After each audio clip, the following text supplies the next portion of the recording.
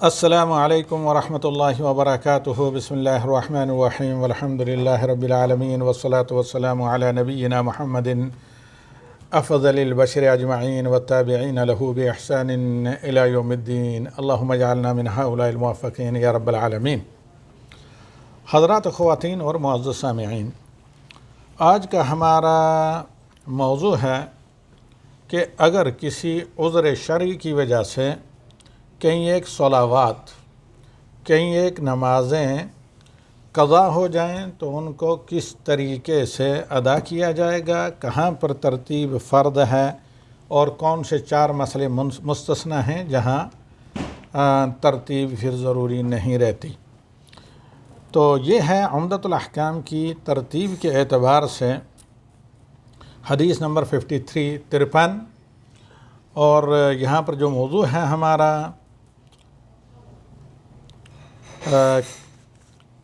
کتاب الصلاۃ الجمعہ، اس میں کتاب الصلاۃ میں اس حدیث کا نمبر ہے 10، حدیث نمبر 10 ہے، متعلقہ ہے صلاۃ اور نماز۔ تو مستعین باللہ و بتوفیق ہی ہم آغاز کرتے ہیں اس حدیث کے مدارسہ کا۔ قال المؤلف رحمہ اللہ هو المقدسی الحافظ المقدسی صاحب عمدۃ الاحکام، عن جابر بن عبد الله رضی اللہ تعالی عنہما ان عمر بن الخطاب رضی اللہ تعالی عنہ جاء یوم الخندق بعدما غربت الشمس فجعل يسب کفار قریش۔ روایت کرتے ہیں جابر بن عبداللہ، مشہور صحابی جن کا منصب کہ حج بھی عہد نبوی میں کافی مشہور ہوا، فرماتے ہیں کہ جنگ خندق کے دن آفتاب جب غروب ہو چکا تھا تو حضرت عمر بن خطاب رضی اللہ تعالی عنہ نبی صلی اللہ علیہ وسلم کی خدمت میں حاضر ہوئے، کفار قریش کو گالیاں دیتے ہوئے، برا بھلا کہتے ہوئے، اور عرض کیا، اے اللہ کے رسول، میں تو عصر کافی لیٹ میں پڑھی، قریب تھا کہ میری عصر کی نماز پڑھنے سے پہلے سورج غروب ہو جاتا، تو اللہ کے نبی صلی اللہ علیہ وسلم نے فرمایا کہ واللہ ما صلیتھا، قسم بخدا، اللہ کی قسم، میں نے تو ابھی تک نہیں عصر پڑھی۔ قال، راوی کہتے ہیں، فقمنا الی بطحان فتوضع للصلاۃ، تو ہم کچھ وہاں پر پلین جگہ تھی، کنکریلی پتھریلی جگہ، وہاں پر جمع ہوئے تو نبی صلی اللہ علیہ وسلم نے وہاں پر غزوہ خندق کے روز وضو کیا نماز کا، وتوضأنا لها، تو ہم نے بھی وضو کیا، نماز کے لیے وضو اور طہارت کر کے جو کام ہم نے کیا۔ فصلی العصر بعدما غربت الشمس، تو نبی صلی اللہ علیہ وسلم نے عصر کی نماز آفتاب غروب ہونے کے بعد پڑھی۔ ثم صلی بعدها المغرب، پھر اس کے بعد آپ صلی اللہ علیہ وسلم نے مغرب کی نماز ادا کی۔ اسے امام بخاری نے 596 نمبر پر، جو نمبرنگ ہے شیخ محمد فؤاد عبدالباقی رحمہ اللہ کی، پر روایت کیا ہے، اور امام مسلم نے 631 نمبر پر۔ یہ حدیث میرے قابل احترام سامعین، حضرات و خواتین، خصوصاً القلم سے مربوط محبین، بہت غور سے سنیں، اگر ہو سکے تو اس درس میں جو مسائل بیان کیے گئے ہیں، کیونکہ کثرت سے لوگوں کو پیش آتے ہیں موجودہ سفر کے اور بیماریوں کے زمانے میں، حادثات کے زمانے میں، اور کبھی عذر شرعی کی وجہ سے ایسا ہوتا ہے کہ بعض نمازیں آدمی کے نہ چاہتے ہوئے بھی، بعض حادثات، بعض بیماریوں کے دوران، بعض مشکلات کے دوران، حالات ناسازگار ہونے کے دوران، سفر کے دوران نہ چاہتے ہوئے اگر کہیں تاخیر ہو جائیں تو اس حدیث میں مفصل جو کسی عذر شرعی کی وجہ سے بعض نمازیں وقت سے لیٹ ہو جائیں تو ان کی ترتیب اور کن حالات میں ترتیب ساقط ہے، پڑھنے کا مفصل بیان ہے، لہذا آپ اسے از حد غور سے شرع کو سنیں اور حدیث کو یاد کریں۔ اب حدیث جابر میں ان عمر جاء یوم الخندق کے آخر تک جو مسائل ہیں ہم آپ کے سامنے ترتیب کے ساتھ بیان کر رہے ہیں۔ سب سے پہلا مسئلہ کہ فوت نمازوں کی عموماً ترتیب فرض ہے۔ فوت نمازیں کئی ایک نمازیں اگر مس ہو گئی ہوں تو جو ترتیب ہے نمازوں کی اسی اعتبار سے پڑھیں۔ فرض کر لے کہ آپ کی ظہر عصر کی نمازیں فوت ہو گئی ہیں اور مغرب کی نماز کا وقت داخل ہو چکا اور ابھی باقی ہیں، تو پہلے آپ ظہر پڑھیں گے، پھر عصر پڑھیں گے اور بعد میں مغرب کی نماز پڑھیں گے۔ اسی طرح اگر مغرب تک فوت ہو گئی ہیں، عشاء کی نماز کے وقت میں آپ کو وقت ملتا ہے یا ہوش آتا ہے بے ہوشی کی حالت میں، یا کسی عذر کی جو رکاوٹ ہے جس کی وجہ سے، خوف وغیرہ کی وجہ سے، جیسے غزوہ خندق میں تھا، نمازیں یہ اپنے وقت نمازوں کا وقت نکلتا رہا ہے، تو اب پہلے ظہر عصر مغرب پڑھیں گے، پھر عشاء کی نماز پڑھیں گے۔ الا 4 صورتیں ہیں استثنائی جس میں جو موجودہ نماز ہو اسی کو پہلے پڑھا جائے گا اور قضا نمازوں کو بعد میں قضا کیا جائے گا، جسے ہم آج کے درس میں بیان کر رہے ہیں۔ تو پہلا مسئلہ اس حدیث میں یہ ہے کہ فوت نمازوں کی ترتیب کی اہمیت اور فرضیت، اور یہ کہ جو موجودہ نماز کا وقت ہے اگرچہ جماعت کھڑی کیوں نہ ہو رہی ہو، اس سے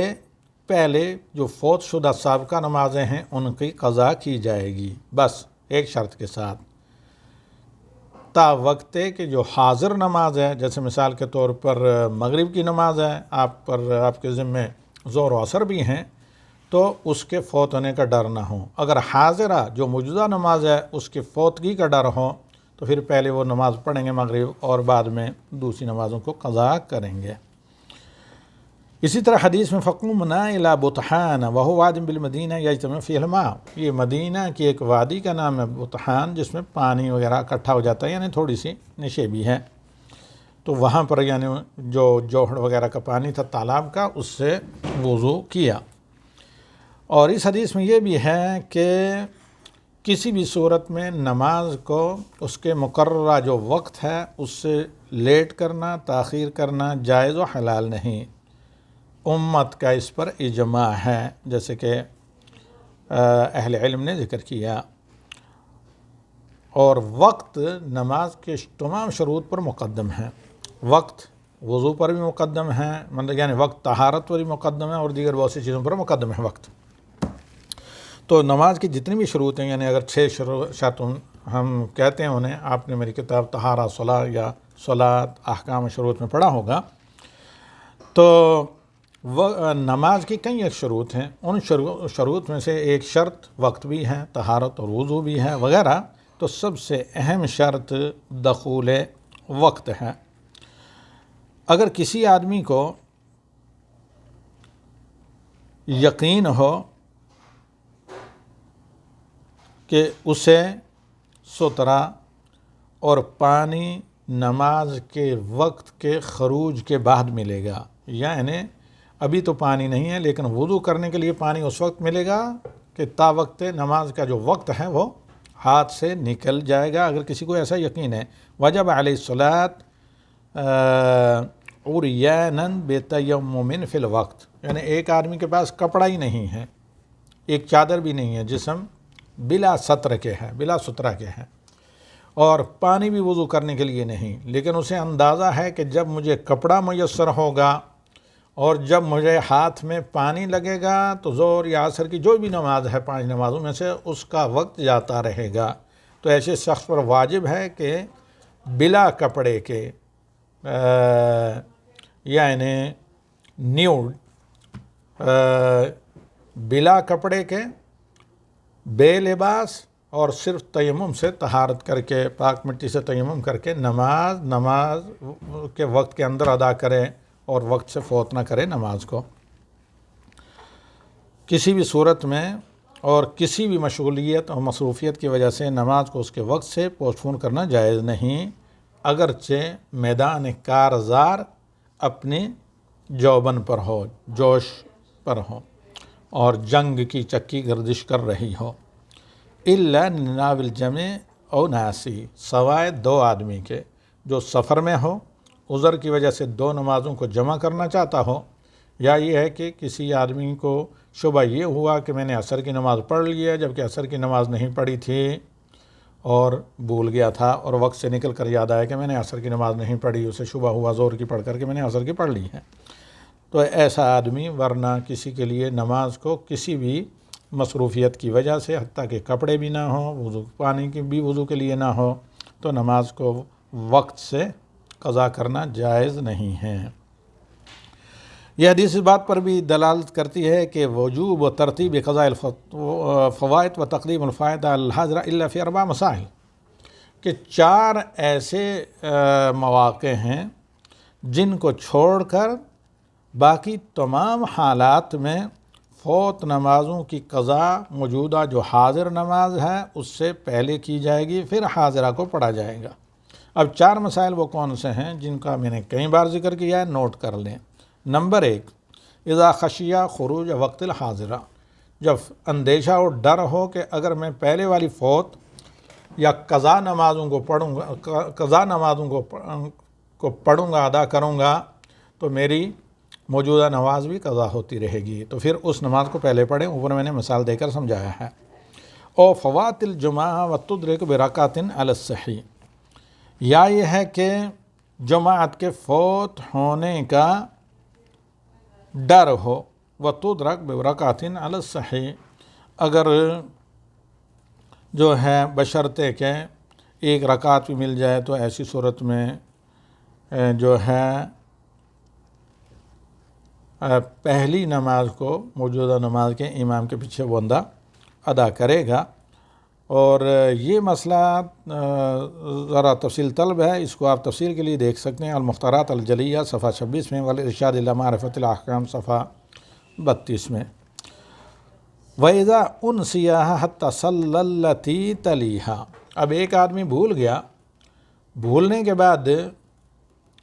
اس نے، یہ بھی مختلفی مسئلہ ہے لیکن صحیح یہی ہے، بھولنے کے بعد مثال کے طور پر ایک آدمی نے عصر کی نماز پڑھی نہیں، اب مسئلہ یہ ہے کہ اسے شبہ ہوا کہ میں نے عصر کی نماز پڑھ لی ہے، ظہر اس نے پڑھی تھی، اب مغرب پڑھنے کے بعد یاد آتا ہے کہ اس کی عصر کی نماز تو باقی رہتی ہے، تو صحیح ہے کہ ایسا آدمی اب عصر کی نماز پڑھ سکتا ہے بلا ترتیب کے، کیونکہ بھول گیا تھا، اور حاضرہ کے بعد جو موجودہ وقت جس نماز کا تھا اس کے پڑھنے کے بعد اسے یاد آتا ہے کہ میں نے عصر کی نماز بھی نہیں پڑھی۔ اور اس سلسلے میں بعض اہل علم کا، بالخصوص حنابلہ کا، یہ کہنا ہے کہ نہیں، اب یاد آیا تو پہلے پھر دوبارہ مغرب کے بعد عصر پڑھے گا، اور عصر کے بعد ترتیب کو باقی رکھنے کے لیے پھر مغرب پڑھے گا۔ اور چوتھا مسئلہ، اذا کان جاہلا بوجود تقدیم فیعذر، اب ایک آدمی نے ایک نماز بجماعت ہو رہی تھی، مثال کے طور پر عصر کی ہو رہی تھی، اب اس بندے کو پتہ نہیں تھا کہ فوت نماز جو ہے اس کی ترتیب فرض ہے، یعنی ظہر کی نماز ابھی اسی نہیں پڑھی تھی، جب مسجد میں پہنچا تو عصر کی جماعت ہو رہی تھی، اب اس نے عصر کی نیت سے عصر کی پڑھ لی، سلام پھیر کر پتہ چلا کہ نہیں بھئی ترتیب ضروری ہے، تو ایسے شخص کے لیے بھی ترتیب ضروری نہیں، مستثنیٰ۔ یہ چار مواقع ہیں استثناء کے، جن میں سے ایک تو متفق علیہ ہے کہ جب فوات کا ڈر ہو، موجودہ نماز کے فوت ہو جانے کا، اور دوسرے جو تین ہیں وہ مختلف ہی ہیں، اور واللہ اعلم بالصواب، راجح یہی ہے جو ہم نے یہاں پر ذکر کیا۔ یہ شرح ہے شیخ عبد الرحمن ناصر السعدی رحمہ اللہ کے املا میں سے، جو شیخ المشایخ گزرے ہیں، اور ابن عثیمین رحمہ اللہ کے بھی شیخ و نظام میں، اور ان کے نائب بھی بعد میں۔ ھذا وصلی اللہ علی النبی وآخر دعوانا ان الحمد للہ رب العالمین۔ نماز بجماعت کی فضیلت کا ذکر آئندہ دروس میں ہم ذکر کریں گے، اور کافی دنوں سے ہم آپ لوگوں سے غائب رہے، جس پر ہم معذرت خواہ ہیں، کچھ دروس کی مشغولیات اور کچھ دیگر مصروفیات رہیں، کچھ حفظان صحت اور عوارض صحت بھی رہے۔ اللہ تعالیٰ سب مسلمانوں مرد و زن کی مغفرت جہاں فرمائے، وہیں تمام مسلمان مرد و زن جو مریض ہیں ان کو شفاء کامل عطا کرے۔ وما ذلک علی اللہ بعزیز۔ وآخر دعوانا الحمد للہ رب العالمین.